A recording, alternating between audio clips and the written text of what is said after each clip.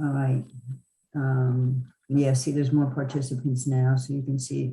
Let's just check to make sure everybody's here is here. Those are all part of, nope, Yeah, I not don't yet. see them. Okay. Okay. Okay. We'll Good evening, everyone. This is December 8th meeting of the Village of Mamaroneck Planning Board. We have 4 applications on the agenda tonight. 2 are public hearings. So if you're attending, expecting or wanting to speak on those, either of those 2 applications, we'll have a discussion and some new information possibly presented to us before then, and then we'll take your comments. And then there's another application, site plan review, and then we have an administrative item at 715 Mamaroneck Avenue to talk about the secret process for that application. But first up, we have the minutes from the meeting on November 10th, 2021, which was our last meeting. Does everybody had a chance to read them? Oh, there's John. Hi, John. Oh, I have to do the attendance for the minute taker. Okay, all members of the planning board are here. Myself, Richard Littman, Cindy Goldstein, Ellen Styler, our land use board secretary, Brittany O'Neill is here. Our consultants, Teresa Backner, Aaron Werner is here from AKRF tonight, John Keller from Keller Sessions, and Susan Oakley from Terrabelle Landscaping, Landscape Design. Okay, now we have the minutes from November 10th. They were in our digital package this week. Does anybody have any comments, questions, concerns, anything you want to say about the minutes? Anything. All right, can I have a motion to approve the minutes as presented to us then? So moved. I'll second. Okay, Ellen, Yes. Cindy, Yes. Richard, Yes. and I vote yes. Okay, and joining us now is our building inspector, Frank Tavolacci, so the minutes can reflect his presence. Okay. Okay, we have a, next item is Foreshore Road. You're on there? Yeah. Oh, I got to shut it. Sorry, who's, okay, Foreshore Road. It's an application for a wetlands permit that first came to us in June, July, and then went to HCZM for a consistency review. They're finished with HCZM. Everyone on the planning board has seen their draft resolution of consistency. Final yet, but you get an advanced copy. And tonight they're going to come back to the application. We haven't seen it in a while, so anyone who's here for Foreshore Road, if you make yourself known, Brittany can promote you to panelists and you can present the application to us. It's been a while, so remind us what we're here for. It's a dock. There we are. Okay. Hi, good evening. I'm Azure D. Sleitzer from Race Coastal Engineering on behalf of the applicant Robert Goodman of Foreshore Road.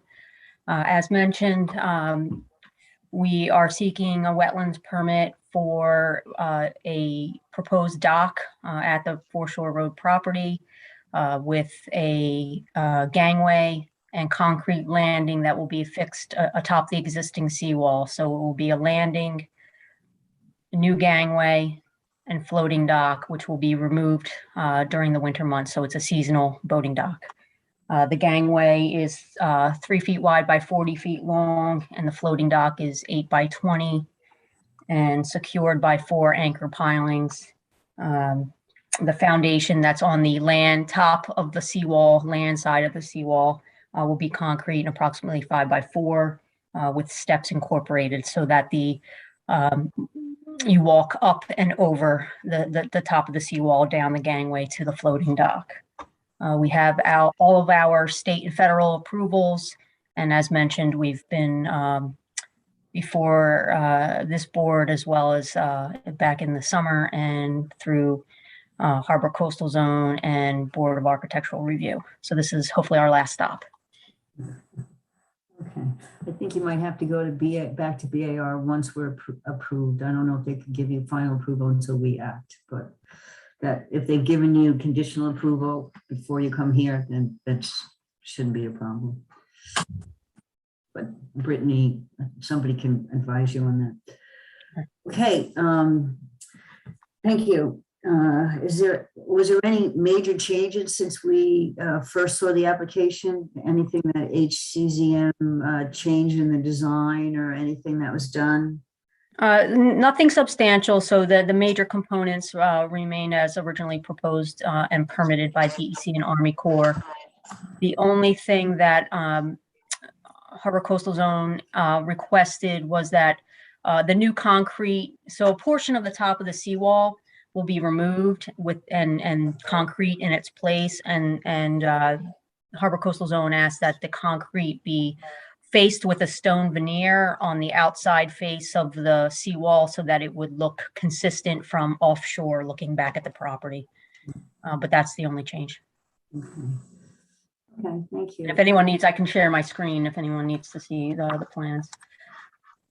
Does anybody want to see? I mean, we got the package. Does anybody want to see? I mean, maybe for the public, if you want to just, Brittany, if you want to let her share her screen. I think it would be good for the public to share the screen. Right, that's what I just said. Right. Oh, I'm sorry. That's okay. I said it very small. Yeah, right. All right. Yeah, just give us an overview of. So these are the construction drawings. This is an aerial photo of the site and the location off of the seawall in the water where the dock is to be located. Just skip ahead through the notes. So there is that peninsula. So what you're seeing here is the top of the seawall, and there's an existing stone patio.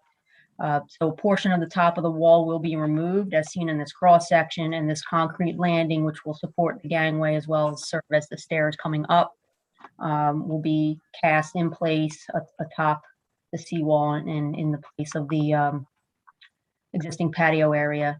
Again, the gangway will attach to it. You go down to the floating dock, and it's secured by 4 pilings. There's also cross bracing across the bottom of the pilings to prevent the dock from sitting in the mud during extreme low tides.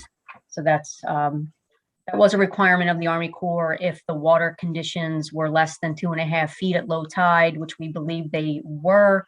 However, that was one condition of the Harbor Coastal Zone, that we incorporate these braces regardless of the water depth. So we incorporated that into the project. So that is one additional change. And that's that. Okay. Let's take that down. I think that we'd like to hear from John Kellard Sessions. I know you reviewed this for Harbor Coastal, and we do have a memo from you that you updated for the planning board. Do you have anything that you want to highlight? So the applicant obtained their state and federal permits, and I have no further comments on the application. Great. AKRF, our planning consultant, does AKRF have any comments or anything to point out for the board on this particular? I think the last memo was to HCZM. We also got a copy of that as well, but it was back in October. Yeah, we have Sarah Porter from AKRF going in for Ashley tonight. Hi, everybody. Yeah, October 15th, we did provide a memo to the HCZMC. It was mostly on natural resources concerns. Someone from our office in natural resources wrote that memo. We didn't find any issues. We have no further comments at this time. Okay. Anybody from the board have any comments or questions for the applicant or for any of our consultants at this point in time? And then we'll open the public hearing. No, it's pretty straightforward. Okay, I need a motion now. We had opened a public hearing back in July when we started this application, but so much time has passed, it had to be renoticed and reopened. So I need a motion to open the public hearing. So moved. So moved. Oh, I'll second. Okay, great. Okay, Richard, Yes. Cindy, Yes. Ellen, Yes. and I vote yes. Okay, so the public hearing is open. If there's any member of the public, again, this is a wetland. If any members of the public, please raise your hand and you'll be promoted so that you could speak to the board.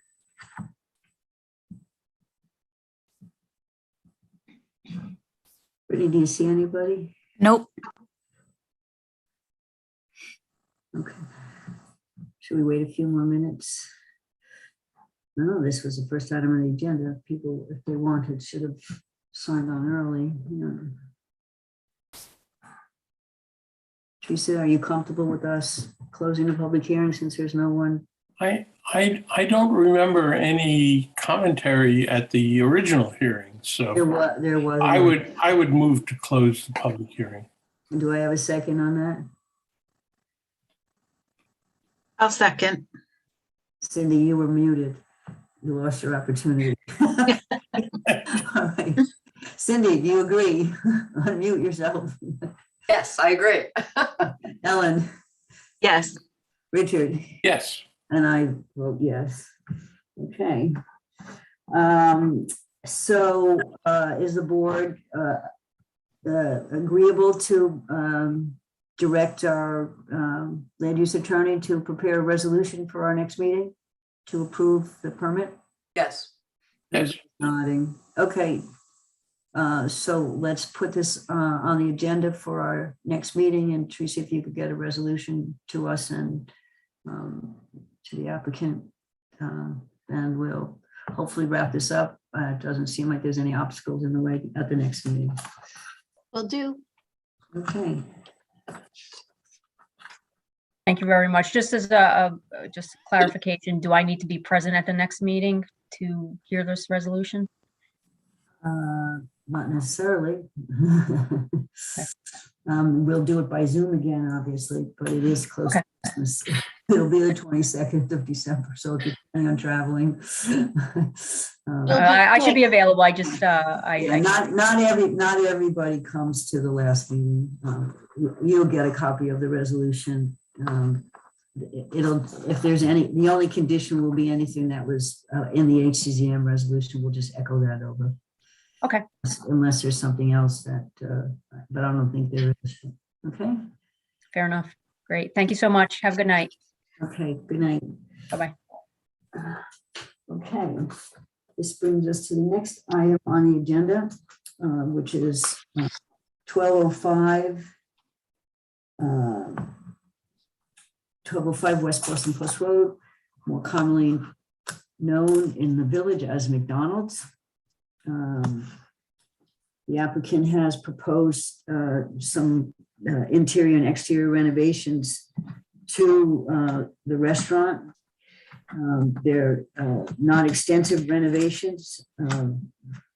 That was a matter of great discussion between McDonald's and the village before they came to the planning board.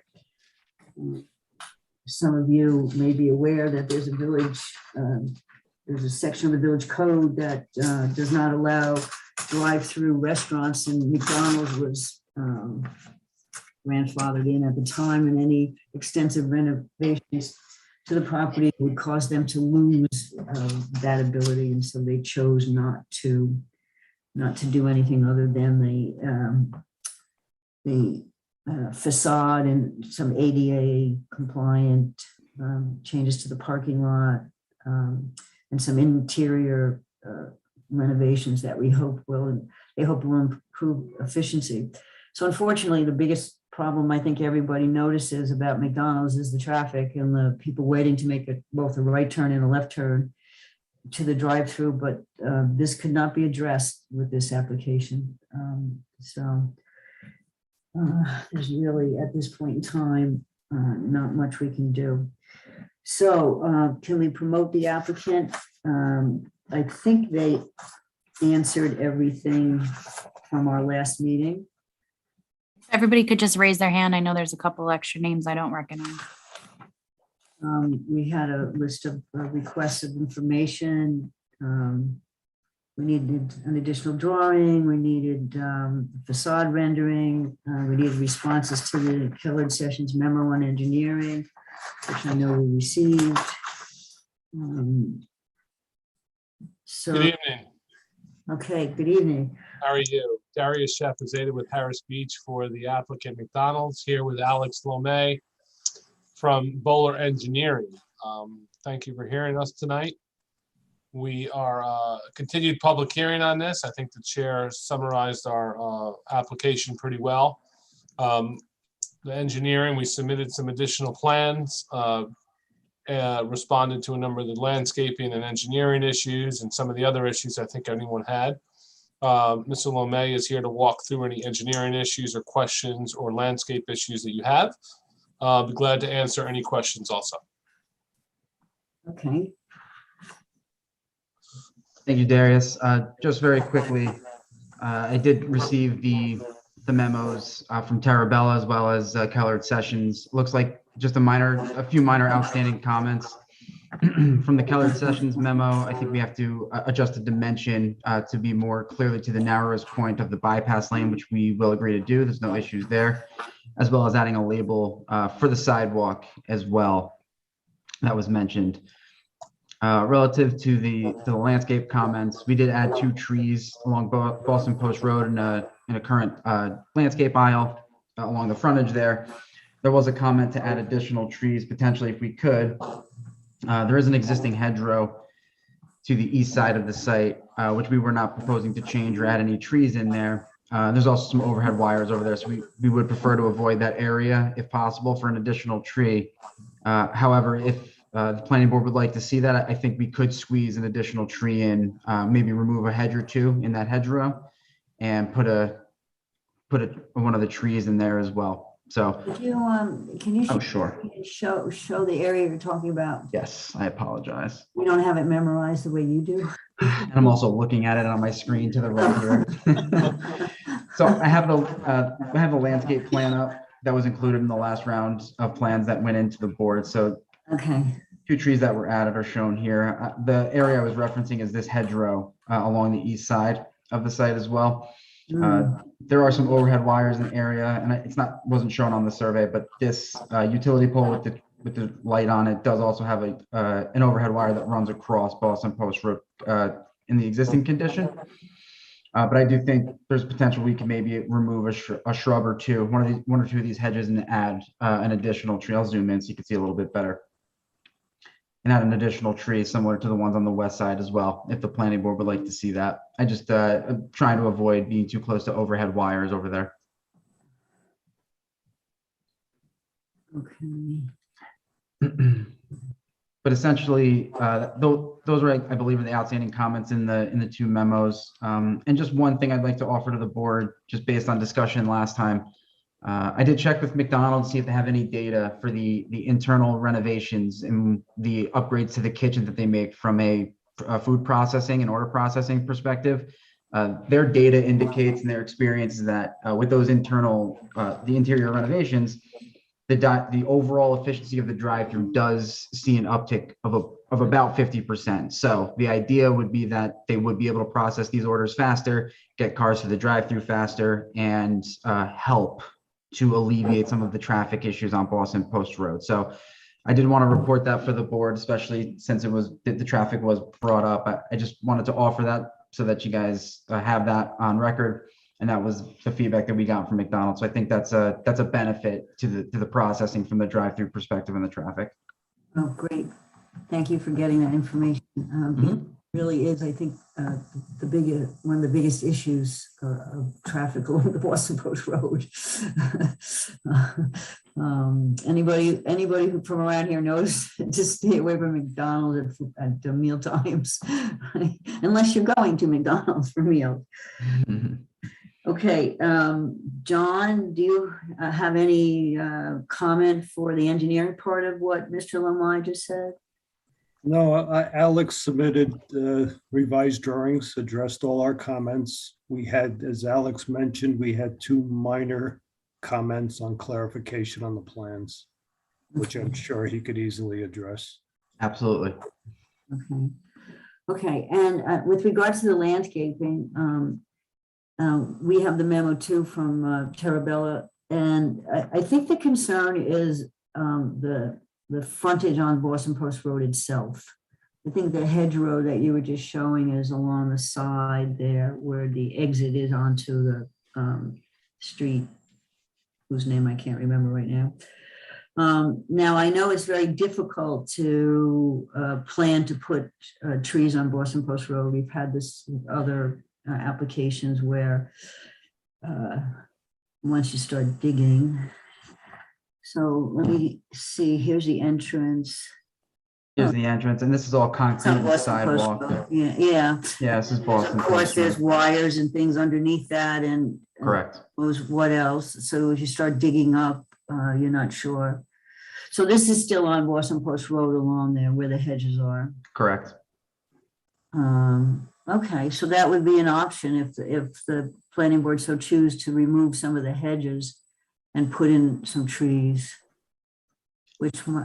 I think we could maybe fit one just between all the overhead wires and the underground infrastructure. I'm thinking somewhere between these 3 or 4 hedges, maybe we could take 1 or 2 of those out and replace with a tree if the planning board would like to see that.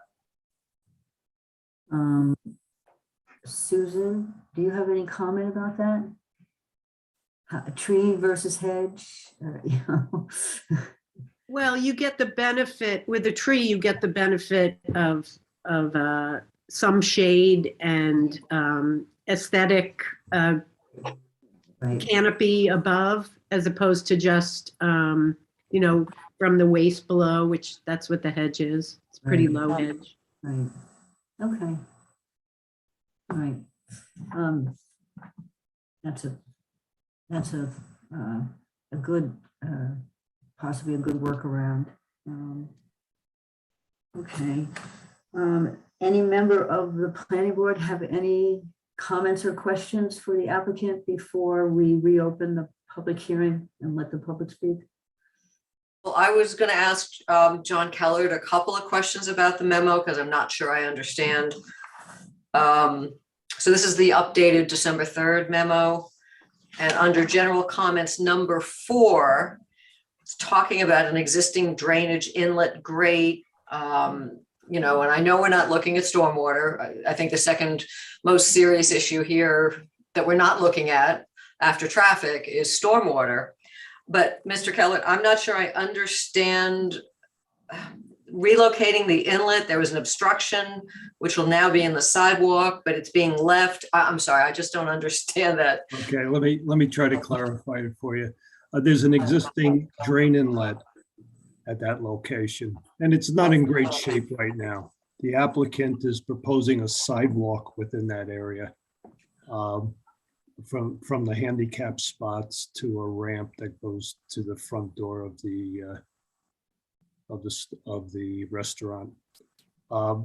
They are proposing a handicap type ramp so that the inlet can stay within the sidewalk itself. Okay, I suggested they move the inlet to an area by the parking space instead of having it in the walk. And my suggestion was primarily because McDonald's isn't probably going to be very attentive in maintaining that inlet, and it may end up in the same shape it is now. And that was my only reason. And it was a suggestion, it's not a requirement. But the applicant prefers to leave the inlet at its present location. And they obviously will have to maintain it properly because it will be an access route for ADA access to the restaurant. Okay, and it's not going to be impaired, the functioning of the inlet is not going to be impaired by the improvements made for ADA compliance? No, I'm sure it'll work better because right now it's full with sediment. It's not even working. And we would clean that out during construction, just as a matter of course. We're going to replace the grate with an ADA compliant grate so that you'd say it's traversable from an ADA perspective, but protocol for McDonald's when they do these renovations, if they're near an inlet, they usually pop open the lid and they clean it out to kind of maintain it so it's not, clogged up.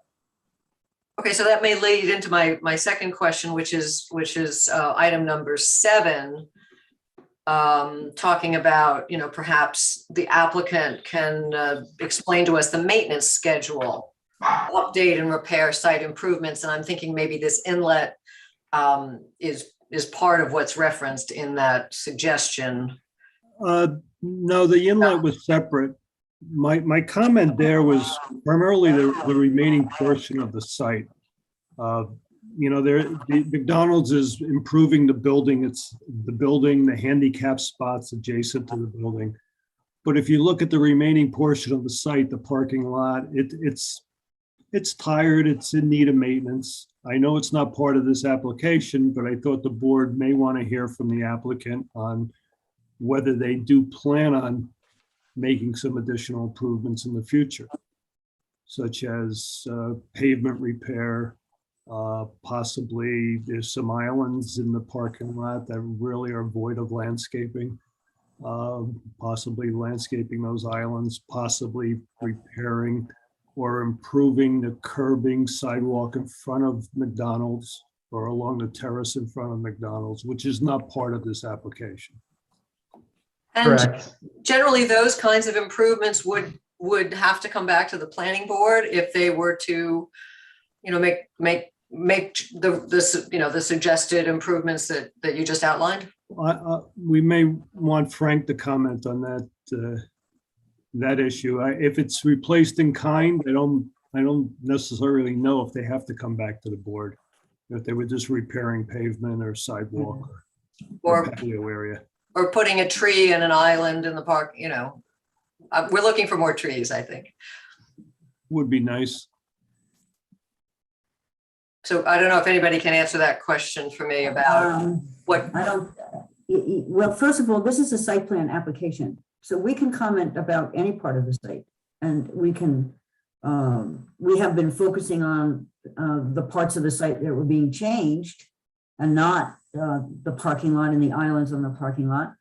I think there was a whole period of time when previous planning boards concerned about vegetation and pervious surfaces required vegetation in islands. And if you drive around, not just the village of Mamaroneck, but a lot of places where that was done, they're all devoid of vegetation now, and a lot of them have been even paved over. I can speak to a couple on the post road that are east of that. So if that's something we want to address at this point in time, and ask the applicant to fix up the parking lot and the walkways, there's nothing that's stopping us. If we approve this application as is and they decide to pave the parking lot, they're not going to come back to the planning board. As if I understand the code properly, and please, Teresa or Frank, step in here and tell me if I'm wrong on any of this. John was correct. If it's replacing in kind, they wouldn't necessarily have to go back to the planning board.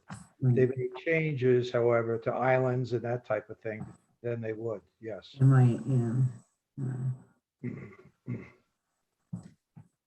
One more quick question, sorry. Talking about the maintenance, let's go back to that, the other, the inlet that we were talking about that's going to be staying where it is now. There isn't normally some type of maintenance contract for taking care of that kind of inlet where it wouldn't be allowed to be filled with sediment. I can't imagine that a blocked inlet is doing anybody any good on the site or elsewhere. So there's no maintenance contract that's required of this kind of thing. It's probably just under the code. It's probably just property maintenance. As if the town wanted to request the applicant to keep up the maintenance on that inlet. It would probably be a maintenance, property maintenance request through building, I would assume. And there are other inlets on the, or anything similar to that, or is that sort of an unusual? No, it's unusual because of its size. The other inlets in the parking lot are in the middle of the parking lot or over by the curb, and they're large grates, and they are maintained. They're clear. I looked in those inlets. They're fine shape. It's just this small inlet. It's just in an awkward place, and I guess nobody's ever wanted to deal with it. It looks like it's been there for years, filling up. Okay. But as long as they repair that inlet and put the proper grade on it and maintain it, it'll be a fine location for access. It was just as I mentioned, it was a suggestion on my part. That's Okay, all. great. Thank you. Any other member of the planning board have any other questions for? Okay. Okay, we can take down the screen share. And Teresa, guide me here to reopen the public hearing. Do we need a motion to reopen, or since we had left it open and just adjourned it, do we just, how do we handle it? You're muted. You would think I would get used to this. I would just do a motion to reopen. That's fine. Okay. Okay, I need a motion to reopen the public hearing for this application. So moved. One of you want a second? It doesn't matter, your choice. No, I can't do that. I'll second. Okay.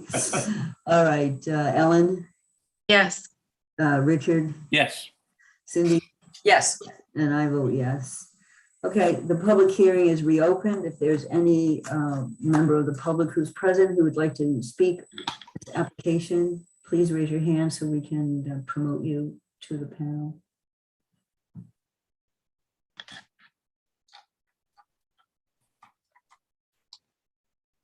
There wasn't anybody last time. Just that one letter we received.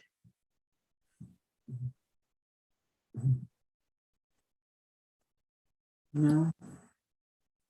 No one there? Brittany, do you need- No nobody? hands. Okay, so like the last one, then I need a motion to close the public hearing. So moved. Second. Second. Anybody? Yes, I'll second. Thank you. Okay, Cindy, Yes. Ellen, Yes. Richard, Yes. I also vote yes. Okay, so now we're to the point where do we want to direct our land use attorney to prepare a resolution, and if so, are there any conditions that we want to put in based on what was discussed tonight? Tree in the drain. The tree and the drain. What about the rest of the site? You want to just, Well, that once the building looks so spiffy, they're going to have to spruce up the rest of the site? well, I guess that's my question. If those, we can't make them conditions for what they're doing to the building, I don't imagine. We make them strong suggestions. I don't know what our authority is here. Your authority is in reviewing the application that you have in front of you. You can certainly request that the applicant provide the planning board with the schedule for maintenance of the stormwater facilities on the site, including the inlet. So if there's not currently a maintenance agreement on file with respect to the stormwater that's perfectly reasonable ask to make, Ms. Goldstein. I do believe you also need to clarify if you want one additional tree along the hedgerow. And if you can let me know that, I can clarify that. I believe that Alex Lomi will be revising the plans to address John's concern. Is that correct, Alex? Yes, the two outstanding comments in John's letter will be addressed. Okay, so, and I would ask Miss Oakley, was there any other recommendation regarding landscaping? Or is the tree in the Boston Post Road, along with the two that are already shown, what you were looking for? Yes, but the more trees, the better, is my opinion. The only problem with adding them to the parking lot, I know that this renovation will reduce the parking by one spot. And by adding islands, it may reduce them more. Yeah, and They have to be reconfigured. And I think I'm sorry, we should note that that Ms. Oakley also noted that the cultivar was incorrectly labeled, and so there needs to be some corrections made to the landscape plan. Yeah, which we will do. Yep. And the proposed tree should be included on other sheets as well. That's noted in her memo. Sure. So, okay, so, we could put some language in about at least one tree by the hedgerows, depending on underground utilities and overhead wires. If they can fit two in, woohoo, let's get two. Right. Yeah, I definitely, I'm sorry. So I think they're already proposing two new trees in the one area, correct? So we don't want to go backwards. So it's 3 new trees. Okay. I was thinking 4. 4. But 4 is a nice round, even number. I'd also like to see some language about, a scheduled maintenance, because again, we know stormwater is a problem. Let's do what we can. We can certainly provide some sort of regularly scheduled maintenance for the stormwater inlets on site. I don't think that's an issue. We can work with the McDonald's and the operator to have something formalized to say we'll do it every so often, whatever every 3 months, 6 months, whenever that deems necessary. Great, thank you. Okay, so it sounds like we're directing the land use attorney to prepare a resolution for the next meeting to approve with the conditions, approve the application with the conditions. Can I just ask one more question? Go ahead. Do we end up with 3 trees or 4 trees? Well, the 2 that's already on the plans. Yep. And at least 1. Okay. The hedgerow, 2 if they can fit it based on the underground findings and overhead wires. Absolutely. Should we say 3 to 4? Utilities, I think Mr. Lomai said. And Yes. Should we say 3 to 4? Should we put it in the resolution? Say 3 to 4 pending, overhead wires. Right. Or 5. Just make it 10. Yeah.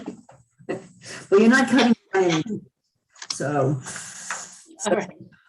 we are trying to add to the tree here in the village of Mamaroneck as best we can, especially along the post road. There's not a lot of greenery, especially in that area there.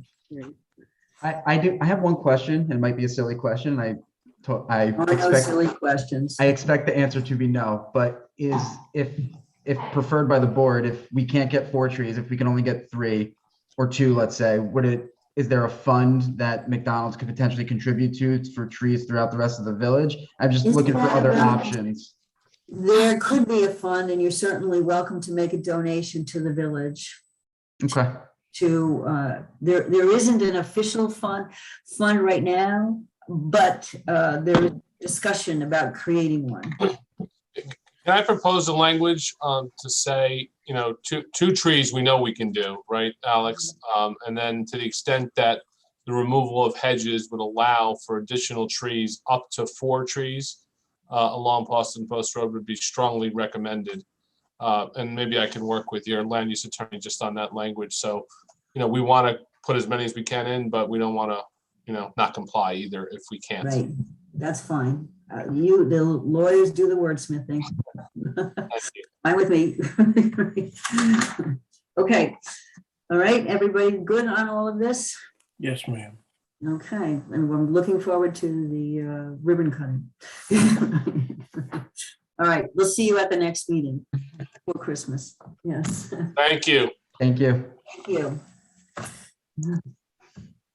Okay, this brings us to the next item on the agenda, which is 1043 West Boston Post Road, just up the road from McDonald's. So I know we probably have a whole bunch of people here for this application. We usually do. This is our proposed chopped restaurant.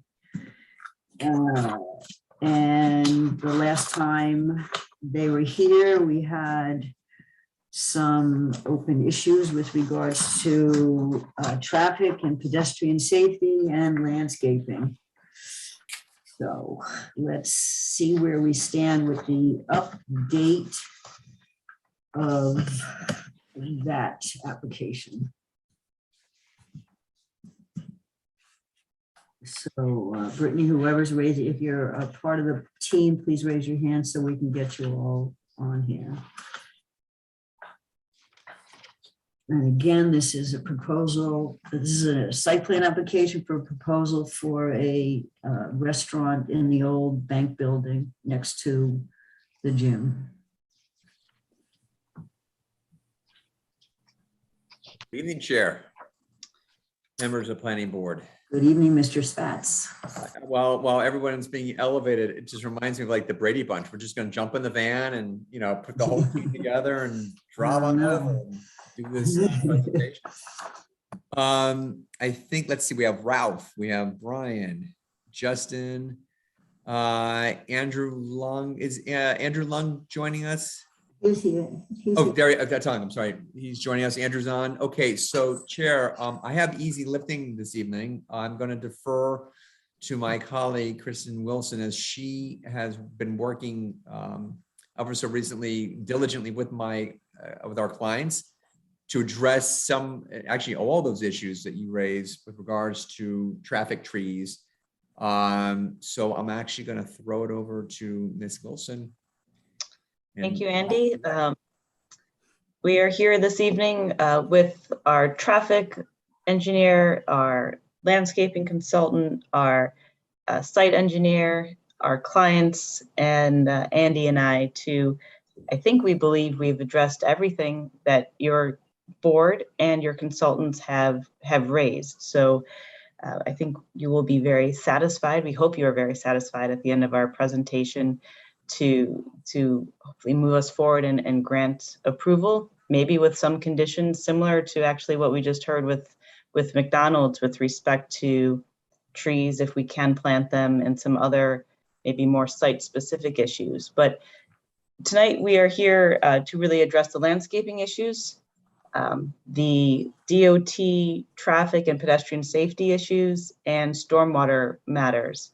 So without further ado, I would like to hand this over to Andrew Tung to address the landscaping issues, our compliance with your new law under chapter 318 8G, and how we think we can best comply. But if we can't, we would likely look for some conditional language similar to that which Darius just asked with respect to McDonald's.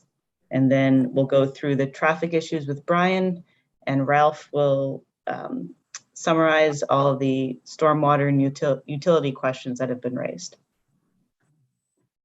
Before Mr. Tung begins, the actual requirement of our code, the new requirement of our code to submit what's called a tree, and described in the code, a tree preservation plan, that has not been put together and submitted. Is that correct? I saw some preliminary numbers of removing 6 trees, what replacement trees you would need, but you as the applicant have not submitted that report. Is that correct? Actually, we have, Madam have. Chair. Oh, okay. Recently or? No, it was No. submitted with the package. It was submitted with the package? Okay. November 24th package that was submitted, it was included in that. All right, I'll have to- Andy, do you have it or you want me Is it a to? separate report or as part of the landscape plans? I do. We actually, good evening, Madam Chair. I can describe that if you'd like. Andrew Tung. We had actually, in our earlier submission, shown the tree protection measures required under the new law as part of the landscape plan. We've now separated them into 2 drawings that were included in the package that Ralph described. And I'll just share my screen if I may. Okay, we're talking about not tree protection, but tree preservation. Basically, the fact that you're removing 6 trees and you'd have to replace them. That's Yes. part of this, right? Okay. Yeah, the tree, the first drawing here is the tree preservation plan, which shows that the tree protection measures at the top left corner Right, those and are, the details for those. okay, those are different. We're 2 different things. Protection and preservation are 2 different things. You're talking about tree protection, Yes. right? Well, Okay. it's Issues with your tree protection. okay. Then the tree, Preservation. It's the tree removal and replacement part of this that's the most important part. okay. So we are, as have been described, removing 6 existing trees within the parking lot on the left side of the drive coming in.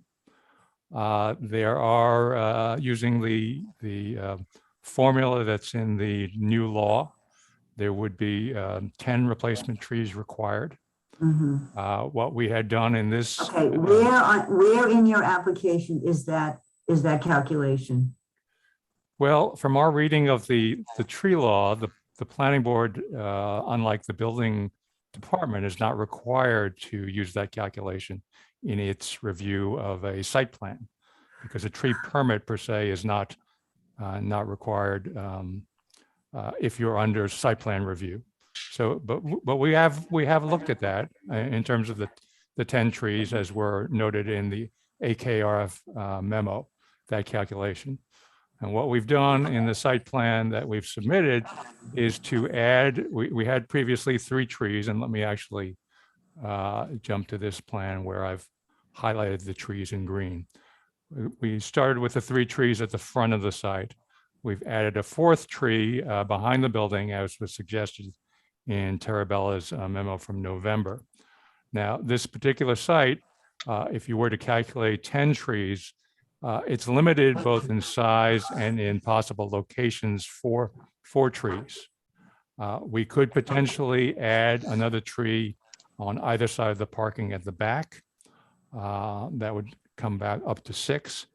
But if we were to try to squeeze in trees in other locations, and I'm happy to review this with Ms. Oakley, but it seems because of the narrowness of the spaces and the existing trees along the boundary, they wouldn't be in the best position. So that if there was a provision for the applicant to donate those 4 additional trees to the village for its use at some other location, we would certainly be willing to do that. But we're not sure that there's an appropriate spot to put them on this site. Okay. Okay. Thank you. All right. Did anybody have any comments? Susan, do you have any comments with regards to adding the additional tree in the back and then possibly along the back boundary there? I know that there's a lot of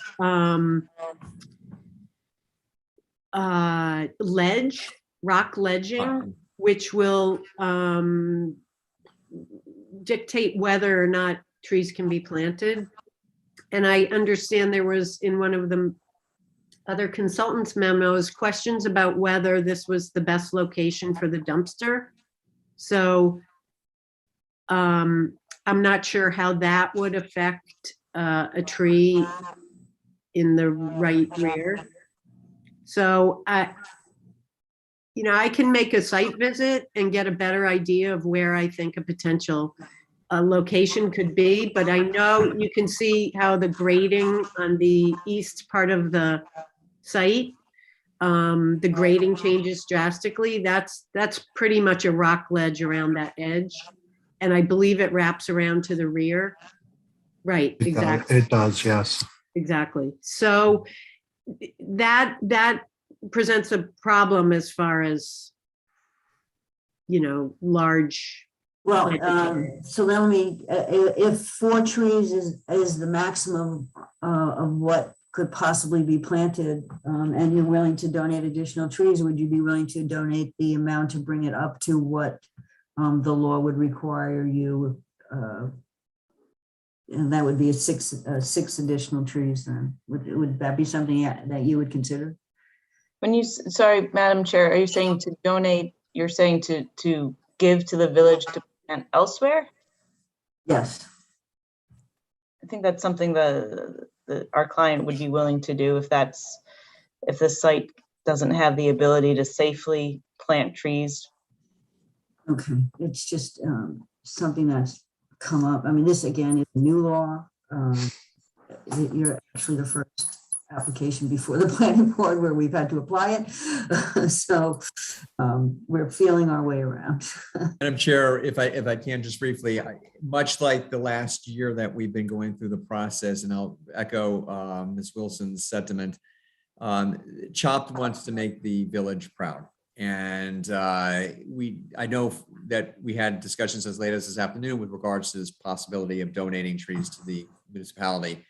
And absolutely, we want to move this. We want to move this forward, but in the spirit of doing right by the village. So yes, this is something that we would absolutely be able to entertain. So we could sort of bring this to a close with regards to the tree component. And it's a learning curve because this is a new code and we're all learning to interpret and figure out how to implement this. So. Wasn't there some conversation about exploring 1 or 2 more trees along the Boston Post Road in the front of the building? I don't know whatever happened to that. Site-wide, Cindy, I mean, Ms. Goldstein, I'm sorry, Ms. Goldstein, I think, and I know Mr. Tung can expand upon that. I think there was some concern in terms of how during the spring and summer, if it becomes fully, the site visuals right left, that could be problematic for safety. But again, I don't want to speak out of turn. That's why Mr. Tung is here. But no, you're right. We did discuss locations. Yeah, I just want to make sure that that's still, it's either under consideration or it's been disposed of. I believe, not that it's a tree, but I believe there's landscaping screening provided in front. It's gonna right now, as you know, if you look at it, I mean, it's a, you barely have grass up front, but it's going to be very nicely landscaped, and it's going to actually have a positive optic effect and experience for people driving by. So I think that's something. Again, it's not a tree, but landscaping wise. So maybe Mr. Tung or Ms. Oakley can address whether or not trees would be appropriate in the front of the building. I can certainly do that. Let me bring that back up.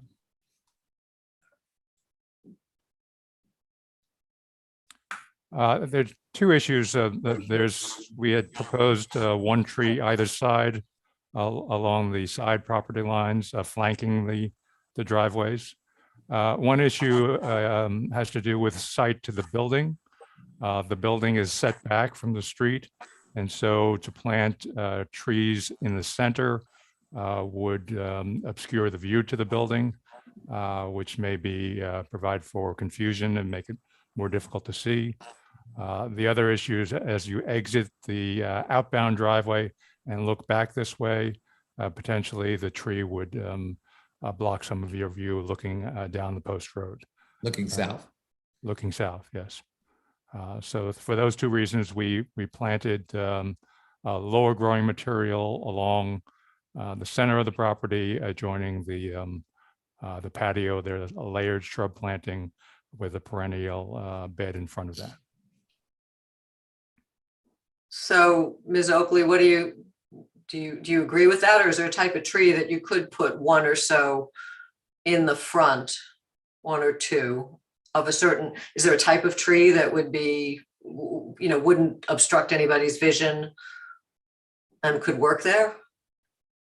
Given that the structure is raised above the post road, that once you start planting a tree that has a tree form, the canopy of it will even block sightlines even more because of where the cars are driving out. This is a common issue with building owners, store owners, that they don't want their facade blocked. I think you also have to keep in mind that the existing plant material that is on the Equinox parking lot site and also to the east, there are a number of trees already there. So especially with them adding more trees where they are, I think they're limited to the left and the right without blocking the facade of the building. So, I mean, I would be interested to see if there's any places to the rear that we could put some plant material. Ms. Oakley, just so we are crystal clear, I think you're referring to the northeast quadrant where Mr. Tong made reference to before. That's sort of where the rock ledge meets in the corner. Mr. Tong, if you could just focus, yeah, right there, perfect. That's where you're thinking. No, I'm thinking the rear of the property along that boundary. Okay, that's all rock ledge though. That, I mean, again, I'm hardly a landscape. No, that is a rock ledge, Andrew. It's about a 4 or 5 foot grade change between the curb and the property line here. And it's a vertical, almost vertical rock ledge. In the rear though. Yeah, I'm talking about the rear. The area that Andy is pointing to right now is also rock ledge with a near vertical slope on it. Okay, that's what I thought. So it's tough. Yeah, it's a problematic site for deep tree roots. Okay, all right, I think that needs. But to get back to your question, Madam Chair, absolutely. That's something that we would seriously consider. Do what we can. Let's say at this point in time, the applicant will do what they can on the property. Right now, we're talking about 4 trees. And you will basically explore willingness, or it seems like you're willing to donate the funds for 6 trees to be planted somewhere else in the village. At the village's discretion. Okay, just like McDonald's. Okay, can we move? That was the word I was thinking of, canopy. Thank you, Ms. Oakley. I was reaching back here. I couldn't figure out the word, but thank you. Okay, do you want to do engineering next? Or you said you wanted to do pedestrian, the pedestrian issues? I think Brian Dempsey's with us this evening. He's had a lot of correspondence with the DOT. Yes, certainly address any other pedestrian safety issues. We saw their letter, yes. Hi. Good evening, Brian Dempsey from the firm DTS Provident Design Engineering. Just prior to the last meeting, Member Goldstein, myself, and Elaine and Ashley from AKRF met with Ann DeRilius, who's the permit coordinator for the New York State DOT. Member Goldstein mentioned her concerns, including students crossing mid-block on the post road, coming from the high school, going towards McDonald's and such. So based on that, the DOT requested that we prepare a pedestrian safety study and do updated traffic counts. Since when we started this, we were in the middle of COVID, so there were different volumes there. Thus, we did do a pedestrian safety study, and just a brief summary of it. There was at the, and can I share my screen? You need to see the site plan, Brian? I can share it if you want. No, it's all right.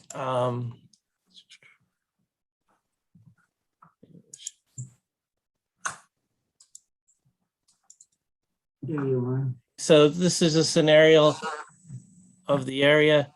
So there is the existing crosswalk right here, coming from the front of the school, across, essentially opposite the motel there.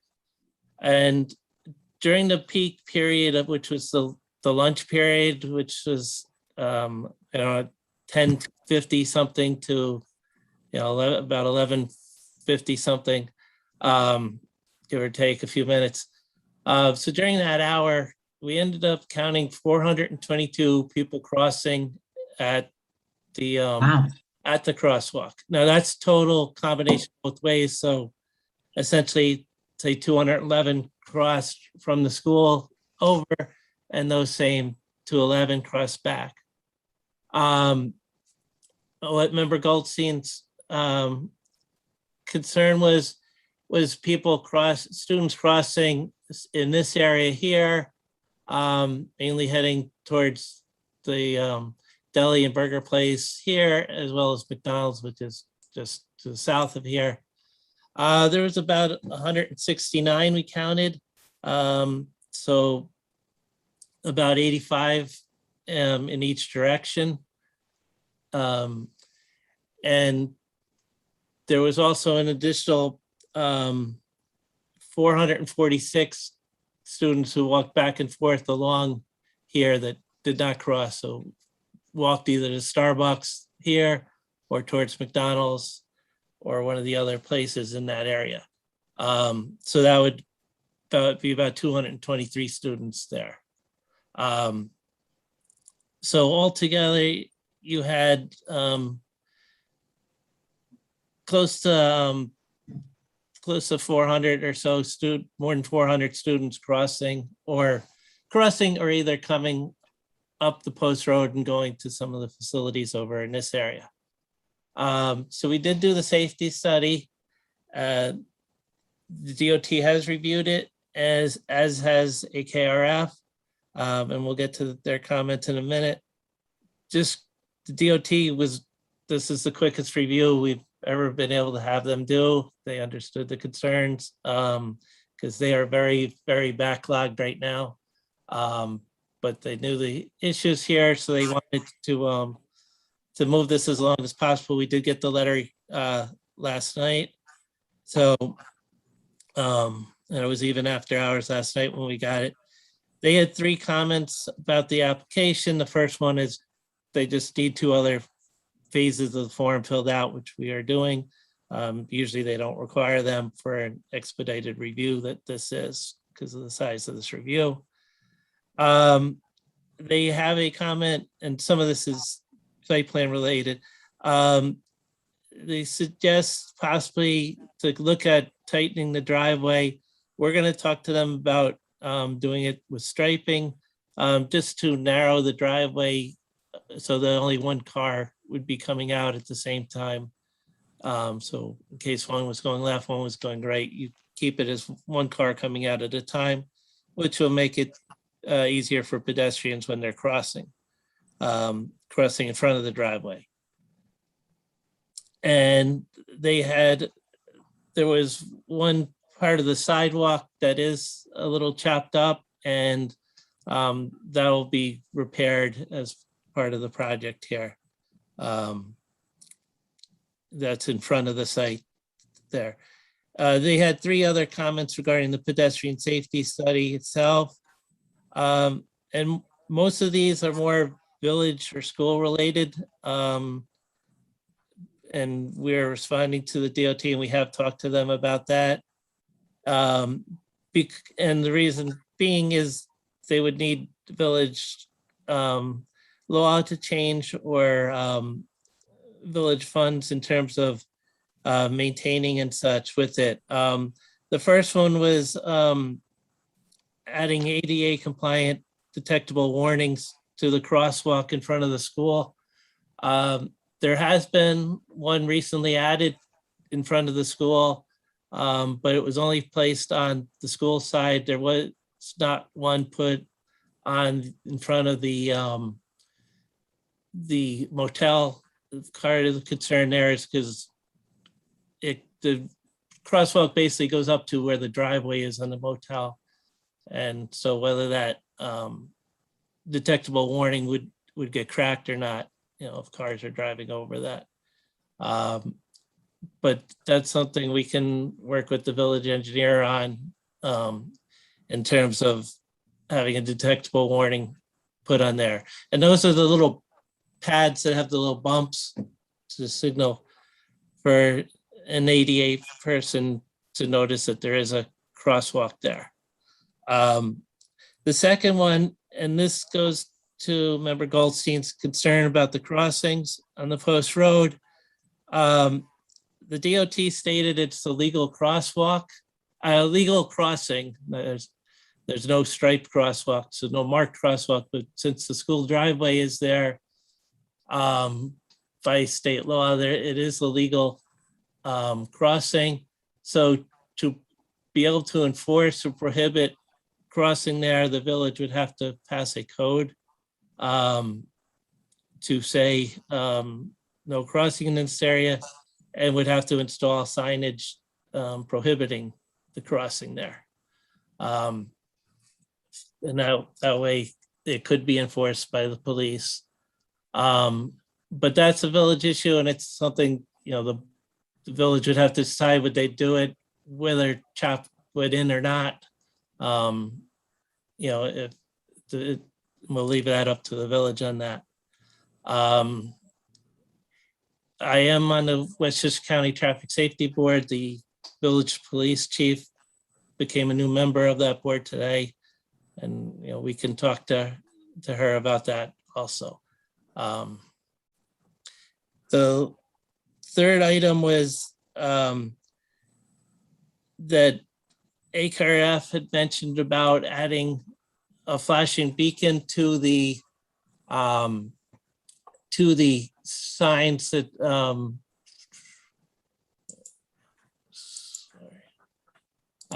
to the school signs. This again would be a village issue about adding there, because you would need to run electricity to them or run some form of solar facility.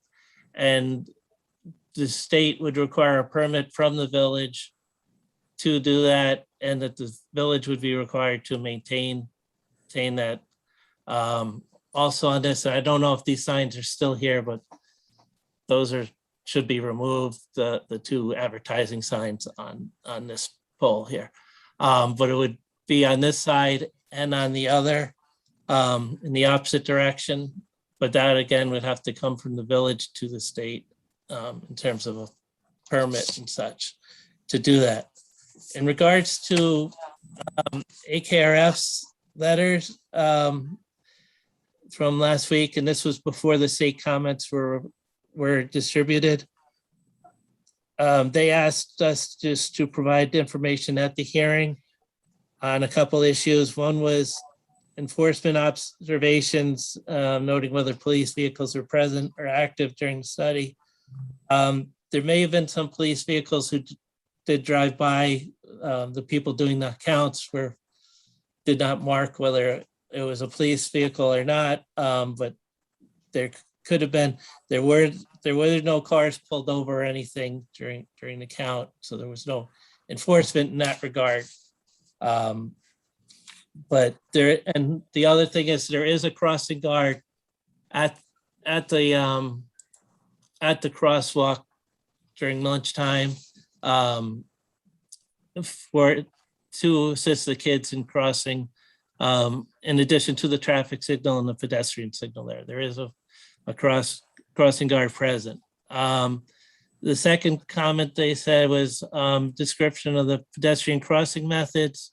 So I touched on some of this before. They cross at the crosswalk in large groups. And the busiest time was the first 15 minutes, and then it's further distributed. And when the kids return, it's further distributed. Some come to the pizza place, grab their thing and just go. Some hang out there, eat at the deli and the pizza place. Crossing in mid-block in the post road in this section, they said the kids did it pretty well for a mid-block crossing. It was in smaller groups, about 3 to 7 people per group.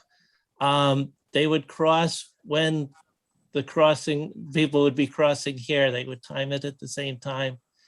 And there was limited traffic coming in the other direction at that point, or the traffic was slowed up because these cars on the post road going northbound were stopped at the red light. So the cars here were going slower. So there were no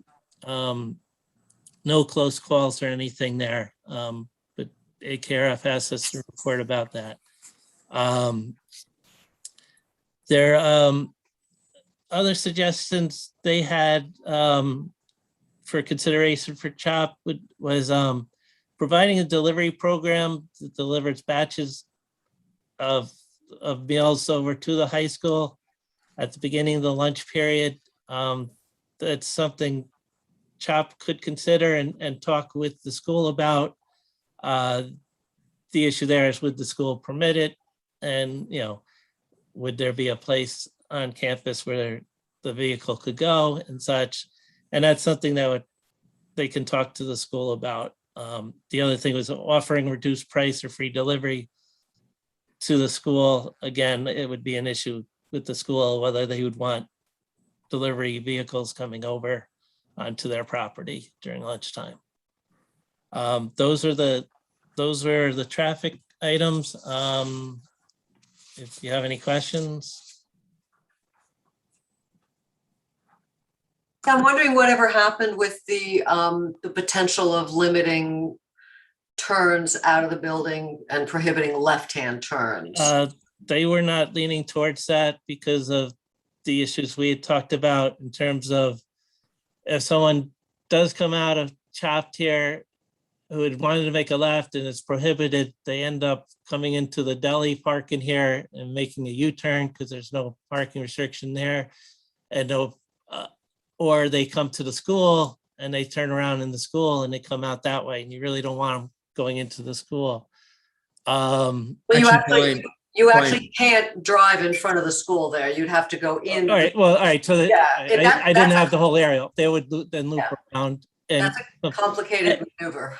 Actually, Brian, if I can, there is a nail salon right by the crosswalk where you turn in and turn out. That is, and I can't tell you how many times I'm almost been hit myself jogging by there because it's wall. They have a mirror.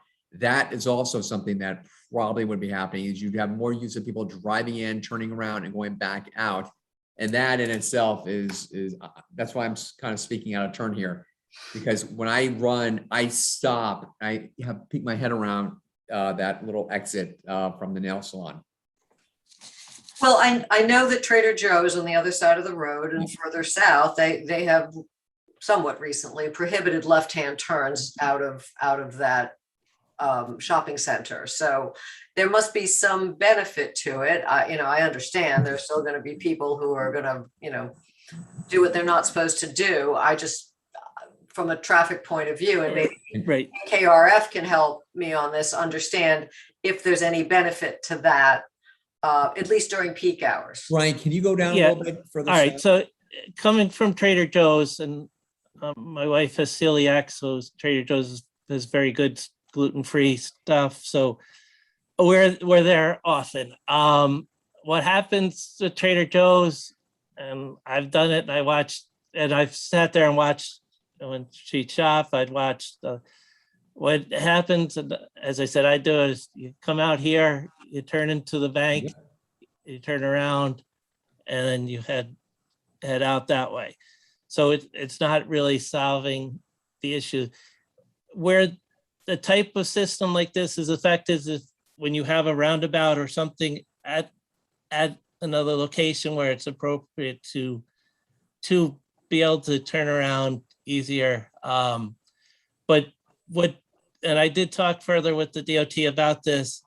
It is something they said they can monitor with the village. And to, it's something that they can always put in at a later date. And what they would do would look at, say, not only CHOP, but all the other properties in the stretch here, because none of these have left turn restrictions. So, you'll have more cars coming out of Equinox than coming out of CHOP. And, they'll look at whether somewhere down the line, whether they need to do parking restrictions, turning restrictions at all the various locations. They will work with the village on that. It's more of a court thing. The other thing we were asked to look at was the accidents, in terms of pedestrian accidents. There are only 3 recorded pedestrian accidents in this area. And none of them were school related. One was a person turning off Old Post Road, hit 2 people crossing here. The driver said it was a glare issue and she did not see the 2 people crossing.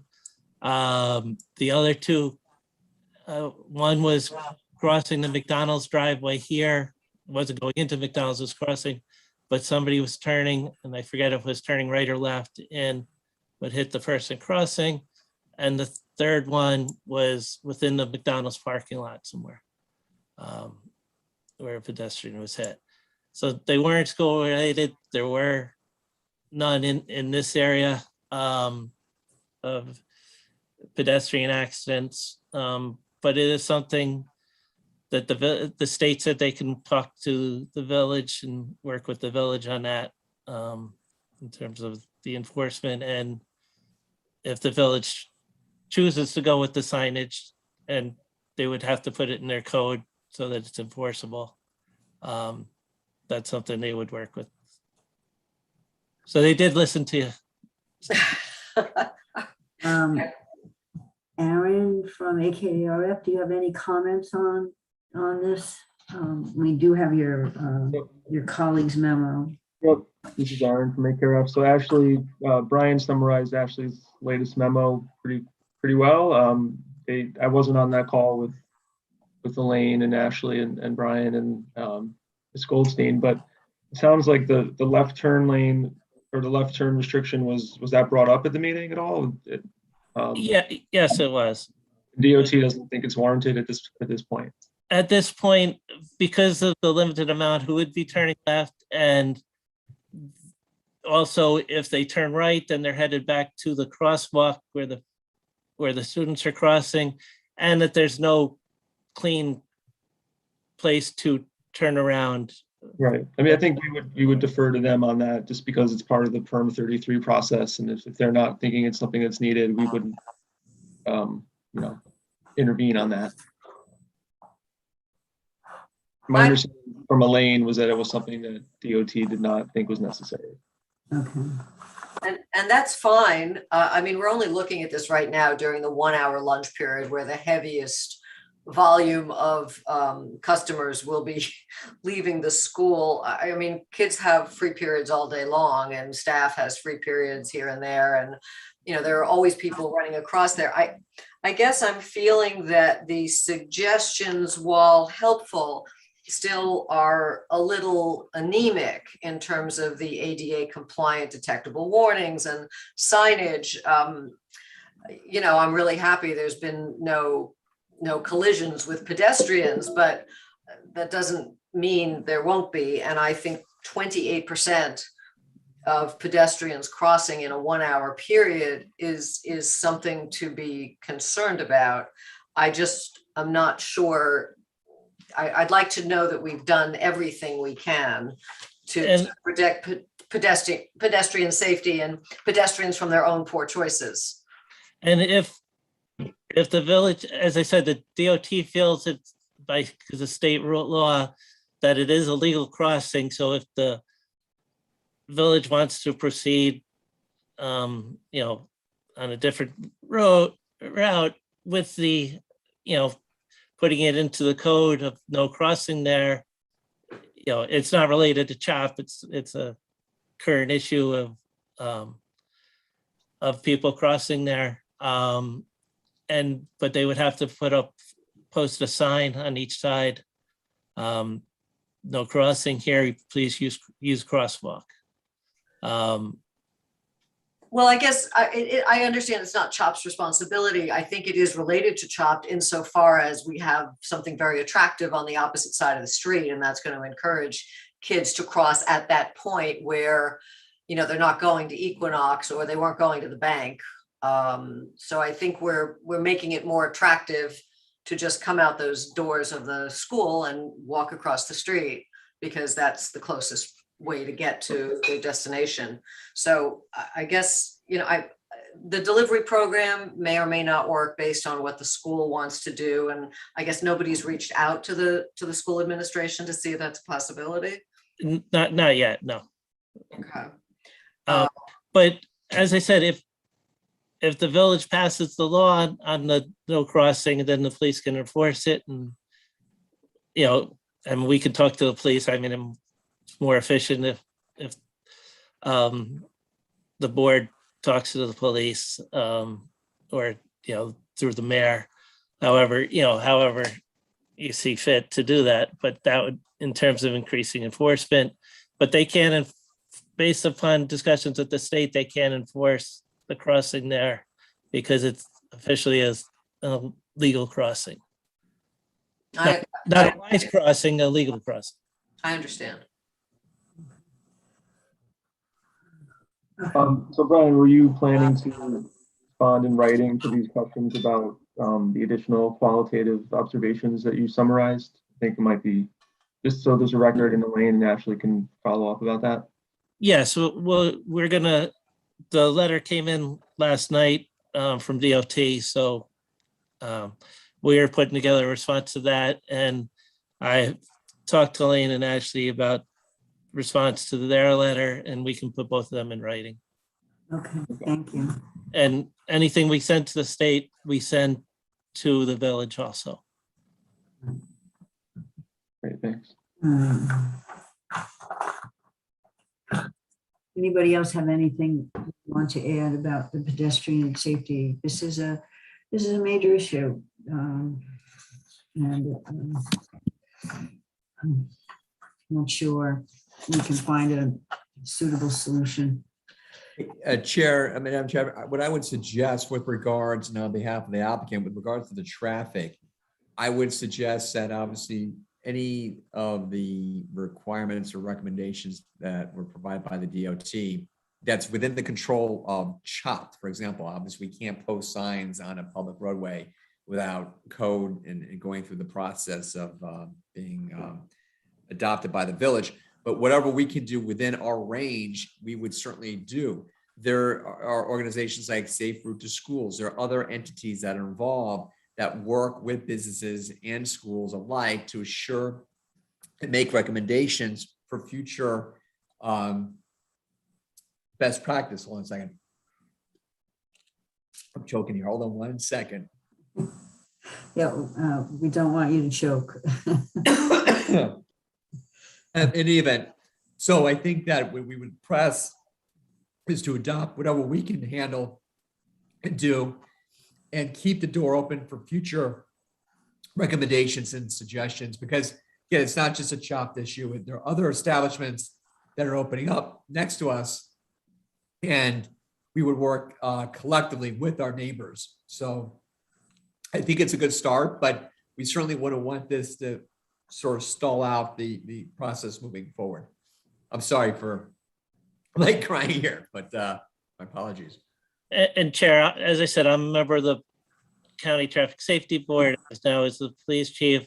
I've also done the Safe Routes to School studies for the village on behalf of the schools in the village previously, and we did on behalf of the village study the 3 elementary schools in the past also.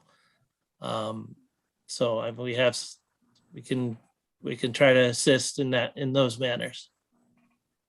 Okay, we'll have to figure out, the planning board should probably make, I don't know, we'll have to figure out how the planning board can move this forward to the traffic. We have a traffic commission who then makes traffic recommendations to the board of trustees. I'll have to look and see who's on the traffic commission. And, Now, obviously, any resolution that is granted on future suggestions or recommendations by the village. So we're open to future suggestions and recommendations.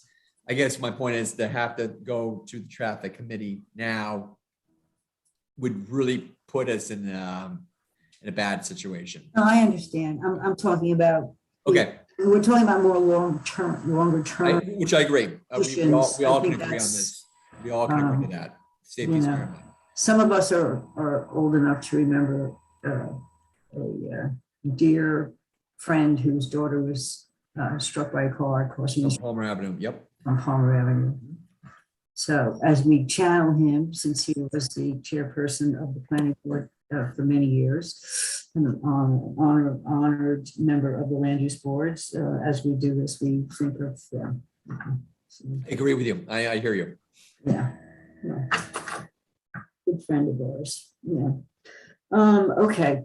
Let's move on to engineering.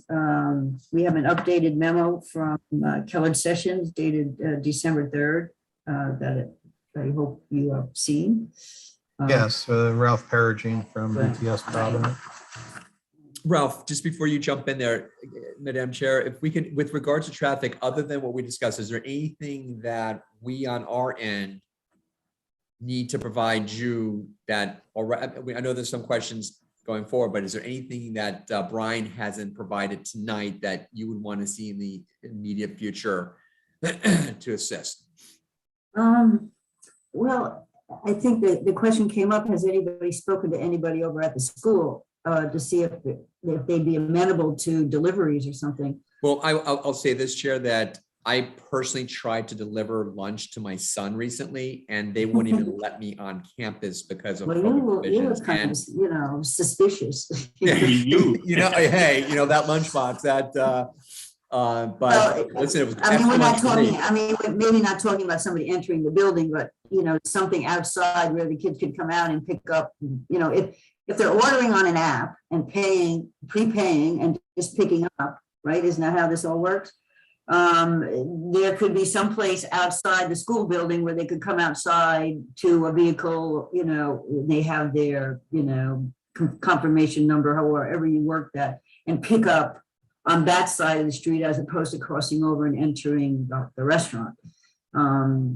It might behoove you to make a phone call to We will definitely do that, Chair. the Absolutely. school to just see if they're even amenable to a discussion about it. If they shut you down right away, then that's the answer to that question. If they say, oh yeah, we'll chat it, we can continue, then it gives us more information. I guess I'm also looking for, I've heard the verbal response to the no left-hand turn, and on some level, I completely understand that, but I don't see DOT or AKRF or Mr. Dempsey saying definitively that no left-hand turn, that prohibition won't help and could cause other issues. I'd like that for the record. Some kind of opinion from a professional, preferably all the professionals weighing in on that. Yeah, I'm surprised the DOT didn't, if you discussed it at the meeting, they didn't mention it at all, but, we thank them for their expedited review. Right. We definitely discussed it, and that's in their purview. We have really not a lot to say about Right. Right. But I'll have them put something in writing, and I will put something in writing also. And, I can't speak for AKRF, but we will. I could circle back with Elaine and see if they can get something in writing about that too. Yeah, and just a few sentences, but I just don't want it to say that no, prohibiting left-hand turns won't help, period. That's not what I'm looking for. I want a little bit more rationale. Understood. Thank you. Welcome. As somebody who needs to make a left-hand turn out of Trader Joe's. On the issue of the school, Issue. with talking to the school, I'm wondering if is there any, maybe I don't know if this is already brought up. I haven't been involved in this project, but there's a crossing guard already at the crosswalk. You're saying on a daily basis. Has the school have they done anything internally about just letting the students know they should use the crosswalk and not cross mid-block? And it's the crossing guard. I know we're dealing with teenagers in high school, right? But they're high school students. Aaron, call my kids. I'm gonna give you the phone number right now. Call them, please. Yeah. Just throw it out. They're kids. Talk to them till they're blue in the face. They're kids. Okay, can we? Sorry, Ralph. Hearing. Okay, Mr. Perugini. Perugine, yes. Perugine. So I did receive Mr. Keller's comments and I have reviewed them. There's just a couple of minor, and I would say they're relatively easy to address. One of them is the note on the landscape lighting plan to provide a note to the effect that nothing should be within the 2-foot overhang of the curb. We can add that relatively easily. The note, and then a couple of notes on drawing C101 and 100, which it's just a cross-reference to the existing detail, the proposed details. The other comment that John and I spoke about earlier this afternoon about item 3, where he is requesting an isolation unit to accommodate pre-treatment requirements. We have conceptually discussed that, and we have a solution, I believe, and it's a technical solution. But it's not really too difficult to address, and we would be happy to make it a condition of approval if that's the case. And I believe Mr. Keller was in agreement with that. And I mean, it's relatively minor, as I said. Those are the last 3 comments. We've satisfied all the other comments in Mr. Keller's memo on the submission that we had made. John, do you I don't know have to add to that? That's correct. I spoke with Ralph today. We're down to a few minor comments on the drawings and resolving the pre-treatment provision in the stormwater regs, which I believe, I agree with Ralph, we have a solution for it. He just has to detail it on the plans. John, you want to describe what the solution is? It's pre-treatment. It's providing pre-treatment for the stormwater to the new infiltration units that are being proposed. Rather than using the existing dry wells to treat the additional runoff, Ralph designed an additional system on the site to treat the stormwater. And we just want to pre-treat the water before it goes into that system. Okay. Any? I don't know if you want me to share the drawings at all, but I'm sorry, Mr. Chair. Does anybody, let me put it to the board. We've been kind of going through all of this stuff. Does anybody want to see the drawings, or I mean, if we're down to minor, I'm sorry, it's getting late. Minor points on this. Anybody from the planning board have any additional comments or concerns with engineering or anything else that we've spoken about? Madam Chair, I'm going to ask for a point of clarification. There was some reference during our last meeting, very brief. Someone made reference to the stormwater management agreement. I will reach out to Frank tomorrow and see if that would actually be applicable here. But I certainly did not want this to come up at a later date and delay our forward motion here. So Andrew, let me just intervene for a second. It is Mr. Keller in his memo under item 8 said it's a condition of the certificate of occupancy, not for condition of site plan approval is, and I can read that directly if you want. Prior to the issuance of certificate of occupancy, the applicant shall provide a maintenance schedule and procedures for all proposed stormwater management infrastructure. So that we would agree to do that as the certificate of occupancy. Great. Once you build it, then They'll come. falls under the building inspector, right, and the CO. Correct. And there's a Yes. standard form that the village uses Right. for the agreement. Right. I just didn't want to leave any stone unturned. Okay. All right. Where's my planning board members? There's so many people on the screen. Anybody have You're any? multiplying. Yeah, I know, I'm trying to like eyeball everybody. But I mean, how do we want to proceed now? Are we to the point where we can ask Teresa to draft a resolution with some conditions of approval for next time? Or do we want to hear back, if somebody from the team can just take the temperature of the high school principal or whomever on the high school side would need to speak to that and get back to us. We've got one more meeting this year at the end of December, and then we're back in the January. Do you have any? I think we could prepare a draft of a resolution, and if the school saying yes or no to delivery doesn't really impact the actual resolution. I don't think. It would make life better, but I don't think it impacts the resolution directly. Well, I can draft it with the condition either way, Mr. Littman, and that way we can hear, whether the high school is amenable to it. Okay. I mean, I have no objection to the concept. So. Yeah, and Ms. Oakley was going to just go check the rear of the property to see if there was any place that a tree could be planted. So we have that as an open issue. And the engineering, we have that one open issue that I think it sounds like it's a condition of approval that would go into the resolution. So.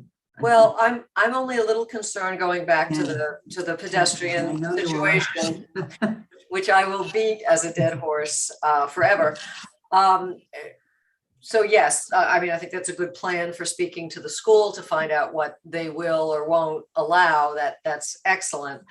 But regardless of what they say, it seems like any kind of disaster averting action needs to be taken by the village of Mamaroneck.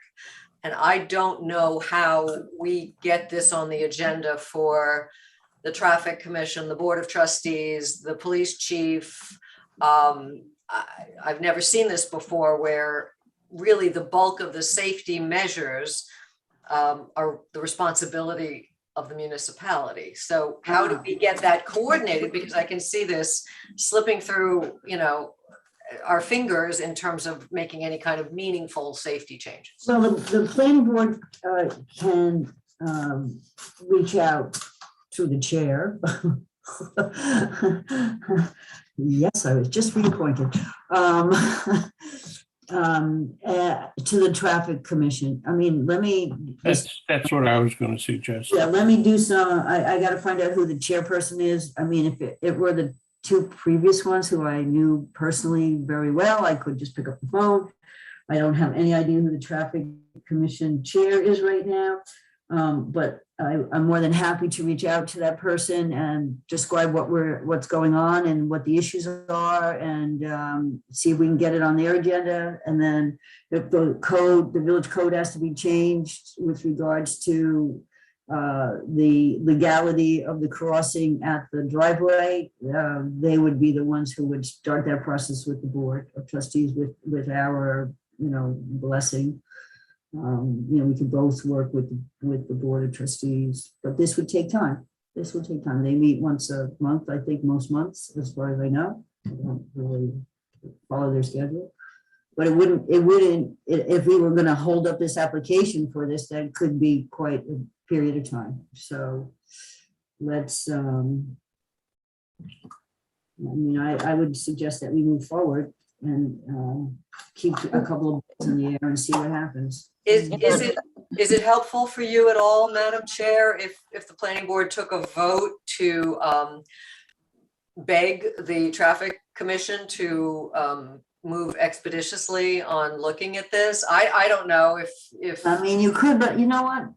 The traffic commission, in my experience, is really interested in doing good things, and if there's a traffic problem, they want to fix it.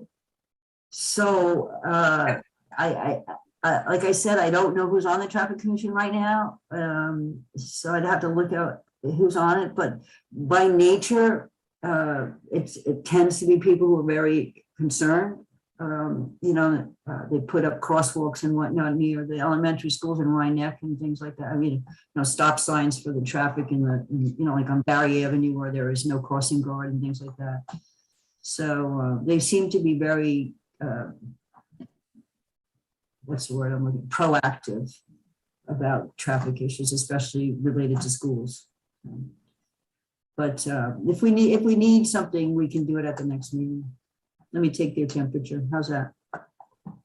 Madam Chair and members of planning board, I would plead and urge that we're able to arrive at a conclusion on December 22nd. And what I mean by this is I'm confident between Teresa, myself, and Kristen, we could wordsmith a resolution which is indicative of the importance of maintaining safety in our community. So in the future, should the traffic committee or safe route to schools and whomever come up with recommendations, these are things that can be applied and explored further. My concern, Chair and members of Planning Board, and again, I don't fault you. I don't fault where we're at this evening. But if this goes further into 2022, there will not be a CHOP. I'm saying that candidly. I'm saying that, and it's not a threat. I'm not one of these, and you know me well enough. I'm not an attorney that comes in to blow smoke and say, we don't get what we want, we're out of here. This is not the case. Where we're at. So Andrew, can I just interrupt? I think that the chair was getting the temperature of the board so that they could decide to direct me to draft a resolution. So right. For the next meeting. I think they just haven't heard from Ellen, perhaps. No, it sounds like, and again, the planning board is still one member short. We still have a vacancy, was not filled by the Board of Trustees Monday. So it sounds like we're in agreement to wordsmith a resolution that reflects this conversation and where we are right now, and with a few little minor odds and ends that can be filled in at the next meeting. Yeah. Okay, great, I will do that. Okay. Does everybody? And by the way, and I preface, I'm not blaming. I'm just saying that it's been a long road, and yes. and it's been a process that we want to make the village proud. CHOP wants to make the village proud, and just if I can, my caveat is I'm not going to be here December 22nd. Kristen is going to be here, so you won't. And I just. If so anything, she can I can celebrate say, a happy Christmas then. I'll get there. I have 20 minutes before I'm just kidding. But the fact is this has been something we've been carrying for a long time, and I yes, do appreciate. We understand it, and the more you talk, the longer this meeting is getting. So keep it up, because we have one more discussion as a board, and we'd like to get to it. Is that fair? Thank you, Mr. Spatz. Okay. Yes. Okay. All right. Everybody good? Okay. Thank you, people. Have a good evening. All right, so well for the 22nd. Everybody have a great. I'm on the agenda.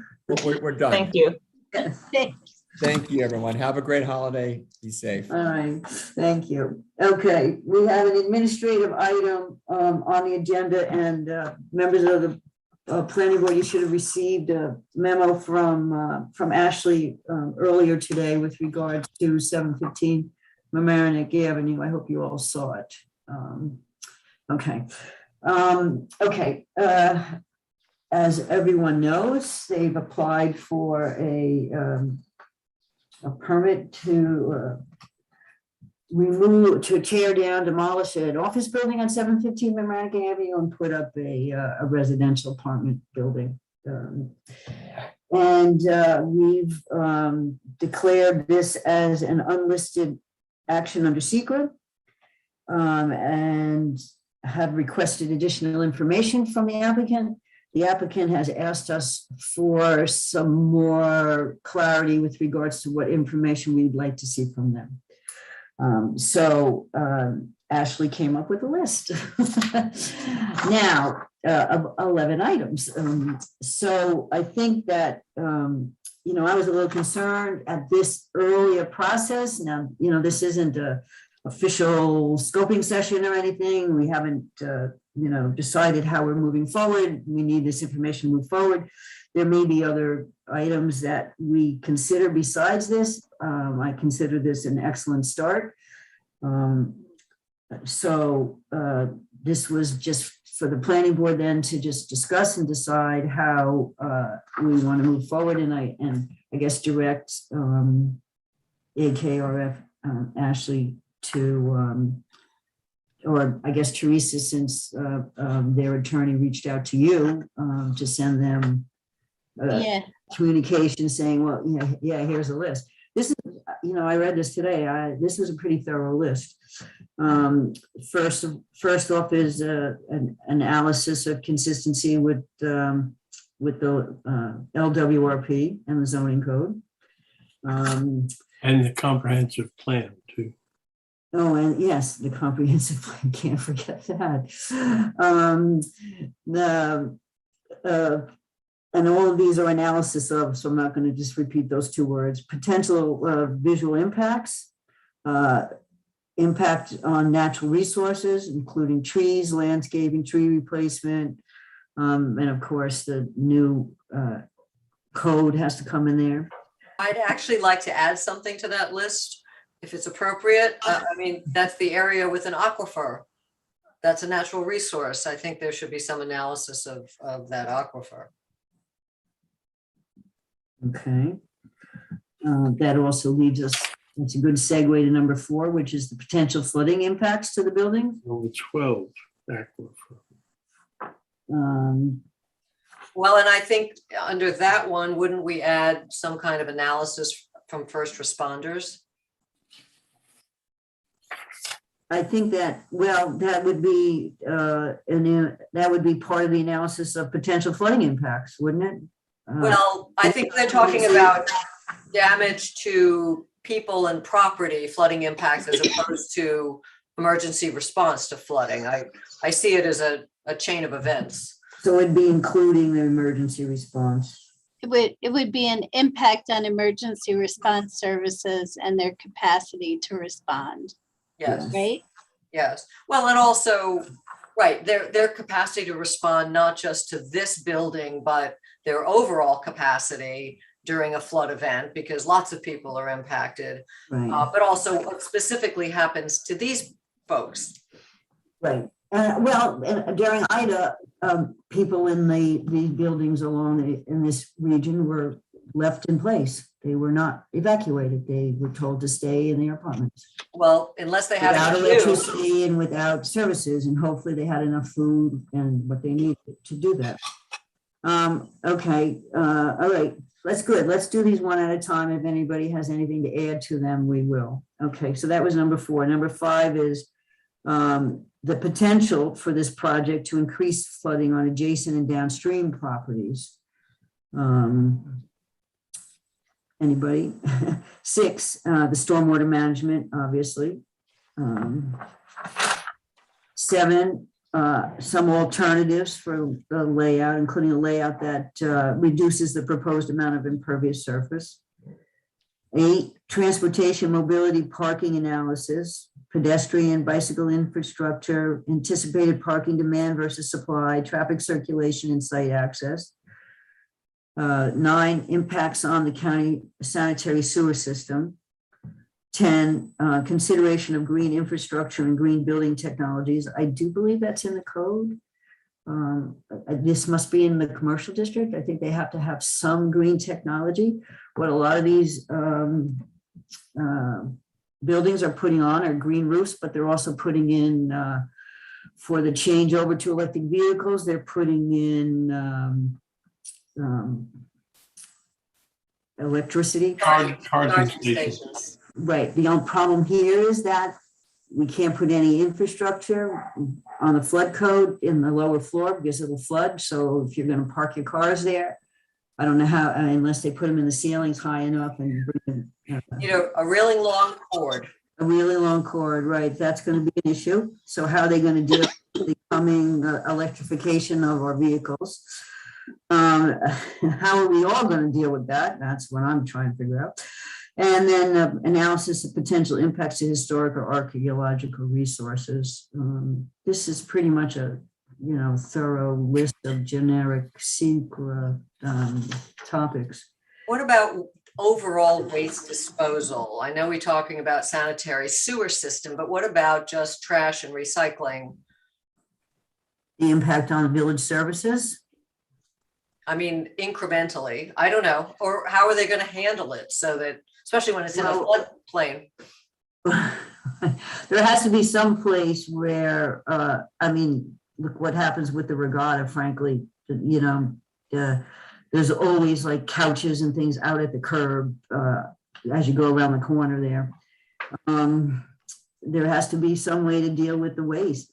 But if we want impact on municipal services in addition to emergency responders during flood, I'm not sure this building is that big to have an impact unless that is their conclusion. Same thing with the school system. The Mamaroneck Avenue School was pretty overcrowded. There's already been some increases in the Mamaroneck School District. This would be in the Mamaroneck School District. That's one thing we have that's not on this list, is the impact on the school district. So they need to just quantify that, if they're saying they're not anticipating any school-age children moving into the building, they're marketing to commuters because it's so close to the train station, whatever. Oh, what about MDL, multiple dwellings law? I think we should specify that in the list of things. Is that part of SEQA? Well, that's part of the zoning. It's zoning. It's zoning, including the MDL, which we got that nice memo from the zoning board. Well, we got a request from the zoning board, but we did get an answer that the MDL applies. Right. So that would be a number one, the zoning code, that would be including the MDL, not just section or chapter 342. Kathy, So I wanted to, Wait a minute. I'm sorry. Oh, no, I was just so in going back to review the application for this, I noticed there was no backup online anywhere. I don't know if I just wasn't seeing it, but didn't seem to be anywhere. I think it relates to this.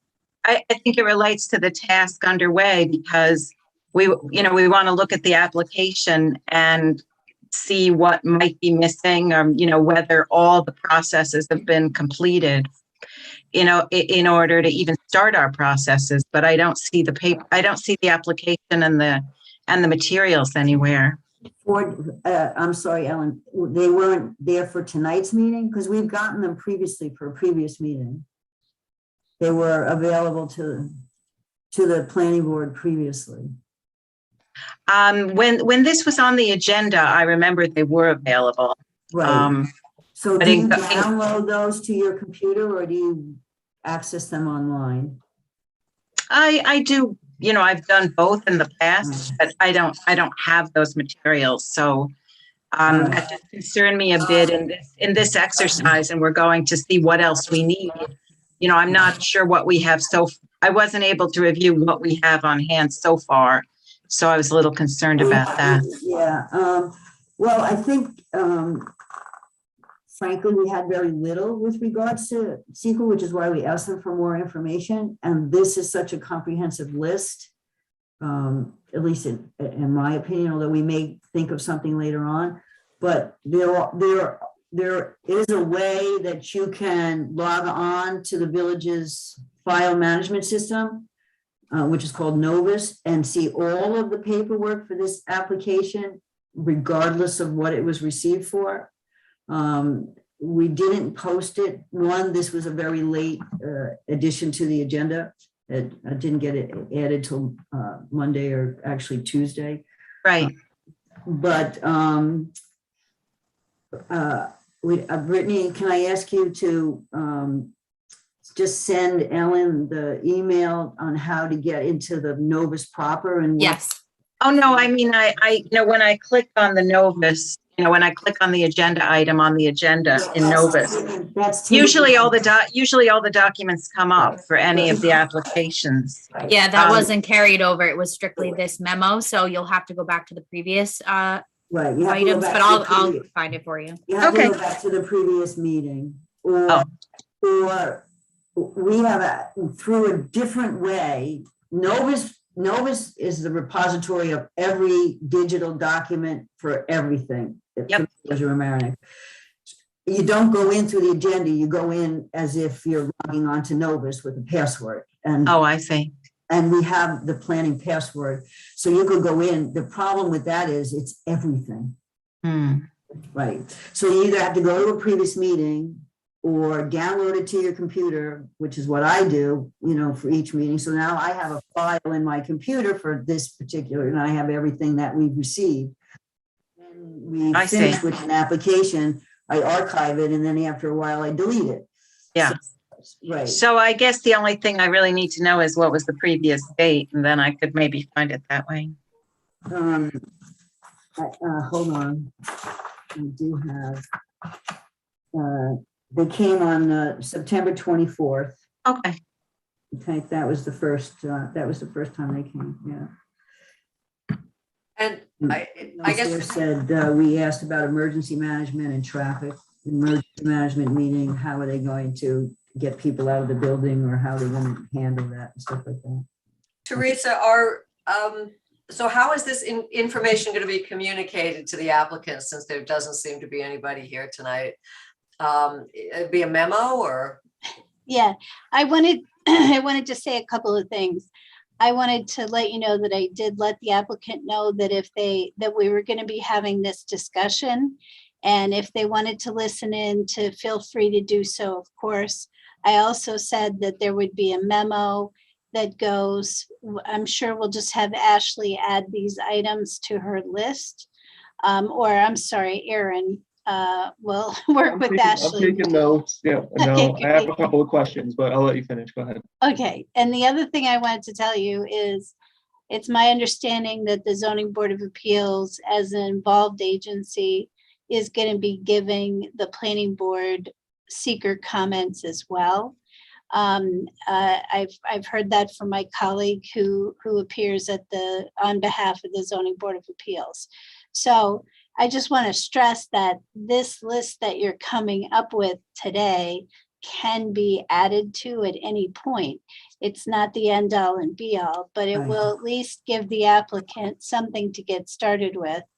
And one thing in particular that Ashley's asked for is a full environmental assessment form, which may also lead you to ask additional questions once that's been filled out. So I just want to make sure that the applicant understands that this very comprehensive list is not the end of the road. We reserve the right to ask for more depending on where this information takes us. So I think that communication piece will be important, as I don't want an applicant to say, well, you didn't ask for that in the first round, and we have to argue for information we're entitled to. you are the seeker lead agency. No one's objected to you being lead agency. And at this point, you're collecting information to assist you in making your determination of significance. And you don't have to make it until you have the information you need to make it. Okay. And at what point in the process does the floodplain development permit come? Is that after the secret process or before? After. Thank you.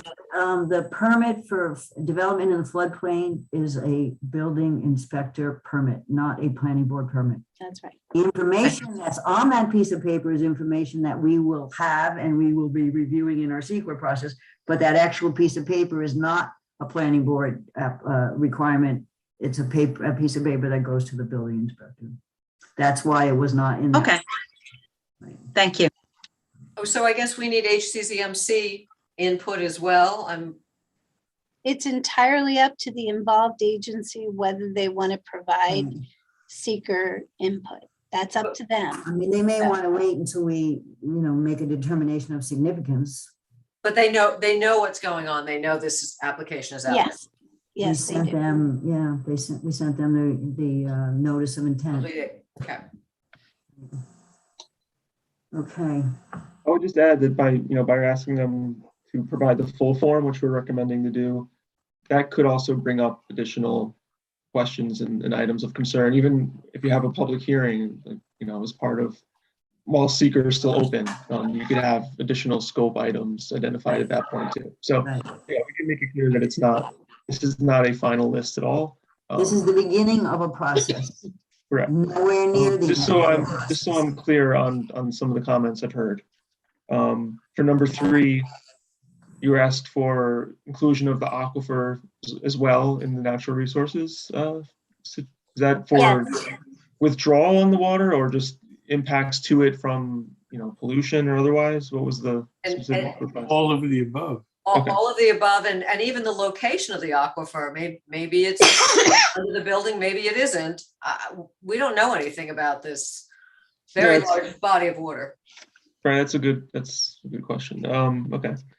And then for 4, when you brought up emergency providers with relation to flooding, and then schools was mentioned, it might just make sense to have a section that's about community services. It just covers school, children generation, if you're interested in seeing that. Impacts to the service providers, fire, police, how many calls do they currently get to this area? Do they have concerns about the density or, increase the number of calls expected? I mean, it's now an operational in general, plus in an event of an emergency like a flood. I mean, but specifically emergency response during flooding events, because right now this is an office building. And so people would be, there wouldn't be anybody there probably. People would be sent home, or when the flooding happens in the middle of the night, there's nobody sleeping there. This is now proposed to be an apartment building where there would be people there. Right. That would have to leave. And so how are they planning on dealing with this? I understand that some of the new buildings, or I was told, I did not go check this out personally, there's plenty of signs in the garages that this area is prone to flooding, please move your car. And people didn't move their cars, and over 300 cars were lost during Ida because people just didn't think it was going to happen. And so the cars all got flooded because the first floor is designed to flood. So everybody puts the parking on the first floor, and okay, how are we going to prevent loss of property and damage? So anyway, yeah. Okay, well, maybe a community services specific analysis. It covers all that, including waste. Yeah. Waste well, management. right, but I see the emergency response during flooding and the general impact on community services as two topics. That's fine. Okay, and then for number 1, just adding, I guess multiple dwelling law will be covered as part of the zoning code. Yeah. Okay. Right. But you have to point it out because it's relatively new. Sure thing. Right. So, and zoning code comment, including the multiple dwellings law. Okay. So I'll talk to Ashley. We can get a revised memo together and then maybe have the board take a look before it goes to the applicant. Does that sound good, or do we just send it right to them? Well, Teresa, Teresa's going to draft something, send it to Teresa. You can send it to me. If the board's okay with it, I'll look at it based on my notes. And if I feel like it's good, then, we can send it. Great. Yeah, that'd be great, Erin. If you can just update the memo and send it to me and Kathy, then we'll take it from there. If the board's okay, we'll get the letter out, and it'll have qualifying language in it saying, this is not all, this is, this is the comment. Copy Brittany so it can get posted on the internet. as well. And it's part of the record, and it has to go into the Nova system. Right? Okay, great. This was fun. I'm tired. Okay, anybody have anything else for tonight? We will meet again before the holiday, but hope everybody's doing well with their preparations and not getting caught up in the supply chain. I do think we had some problems yesterday with the cloud.